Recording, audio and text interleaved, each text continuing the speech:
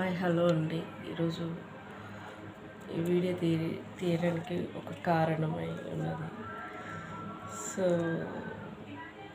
3 days 4 days ముందు ఒక వ్యక్తి సబ్స్క్రైబ్ చేసుకున్నారు. కామెంట్లో ఏంది టార్చర్ అని పెట్టాడు. అంటే ఆ వీడియో ఏంటిదంటే ప్రవీణ్ పగడాల గారి ఒక మెసేజ్ అది పెట్టి చేశాను అన్నట్టు.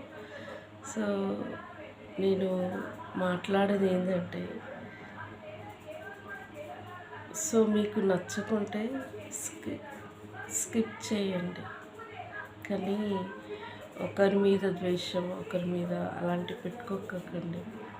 ఏంటి టార్చర్ అంటే, ఆ మెసేజ్ మంచిగా ఉంది కానీ మీకు నచ్చలేదు, సబ్స్క్రైబ్ చేసుకొని కింద కామెంట్ పెట్టండి. మళ్ళీ అన్నమాట నేను రిప్లై ఇవ్వగానే సబ్స్క్రైబ్ చేసుకున్నాను.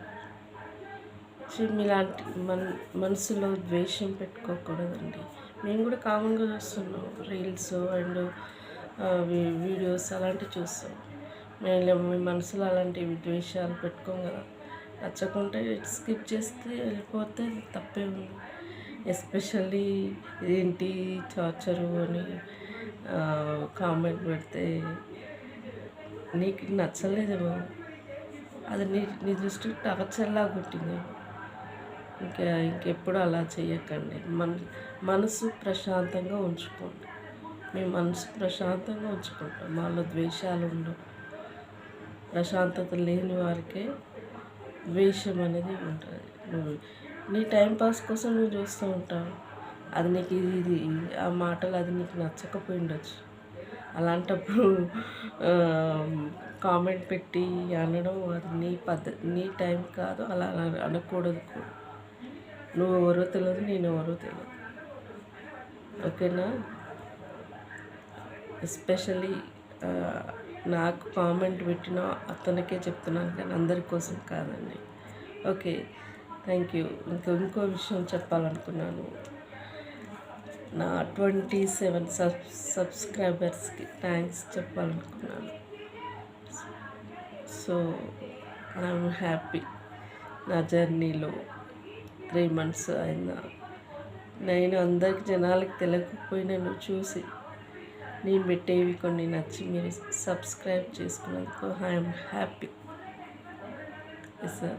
ఎస్ ఎందుకంటే మనం బలవంతం చేసి మనసు గెలిపించుకొని ఇలాంటివి చేస్తే అది మంచిది పద్ధతి కాదు. ఓకే అండి, ఈ విషయమే మాట్లాడటానికి ఈ వీడియో చేస్తున్నాను. సో ఇలాంటి వాళ్ళు మనసులలో ద్వేషాలు పెట్టుకొని సమాజంలో జీవించలేం. మతంలాగా ఇట్లా చూడకూడదు. అందుకే దైవజనుడు ప్రవీణ్ గారు నిజంగా మనిషిని మనిషిలా చూడండి అని చెప్పాడు. ఆ సందర్భం ఆయన తన జీవితంలో ఎన్ని ఫేస్ చేశాడో, అందుకే దేవుడు ఆయనకు చక్కటి జ్ఞానం ఇచ్చాడు. మనిషిలాగా చూడమన్నాడు. నువ్వు క్రిస్టియన్గా, నువ్వు హిందువుగా, నువ్వు ముస్లింగా చూడకని చెప్పాడు. అలాంటి మత ద్వేషాలు ఉన్నవారికి ఆటోమేటిక్గా నచ్చదు అన్నట్టు. సో మేము చదువుకున్నామండి చిన్నప్పటి నుంచి, అందరు కలిసి ఉన్న స్కూల్లోనే చదివాం. మాకు స్పెషల్గా క్రిస్టియన్ స్కూల్లో వెళ్ళి చదువుకోవాలి. అర్థమైందా? నాకు ఫ్రెండ్స్ ఉన్నారు, హిందూస్ ఉన్నారు, ముస్లిమ్స్ ఉన్నారు, క్రిస్టియన్స్ కూడా ఉన్నారు. అలా అని నా క్రిస్టియన్స్తోనే నేను ఫెలోషిప్ చేయట్లేదు, తెలుసా? అది ఎప్పుడు చెడ్డ ఆలోచన ఉన్న వాళ్ళకి, వీళ్ళు క్రిస్టియన్స్, వీళ్ళు హిందూస్, వీళ్ళు ముస్లిమ్స్, ఇంకా ఈ కుల భేదాలు అనేవి వస్తాయి. మేము చదువుకున్న వాళ్ళు మాలో ఫ్రెండ్షిప్లో కులాలు లేవు, మతాలు లేవు, అందరూ ఫ్రెండ్షిప్ లాగా ఉన్నాం. ఇప్పటికి అలానే జీవిస్తూ ఉన్నాం. అది మంచి వారి లక్షణాలు, అర్థం చేసుకోండి. Okay, thank you, bye.